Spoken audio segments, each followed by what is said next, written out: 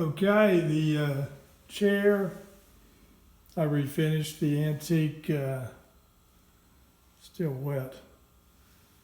The antique banker's chair that I had to sand down and redid the wood. I put the polyurethane on it. I think it's come out really well. I like that color. It's, I just think it looks really good.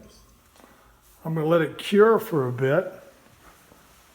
And before I put it together, about 24 hours. And then I'll set it all up, start using it. I haven't decided yet if I want to put a pad on this. I have somebody that will do an upholstery job on this. It had one on it. That's it down there, this leather thing, but I don't know, that's too pretty. My butt can handle it.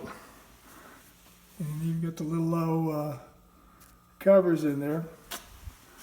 So anyway, I like it.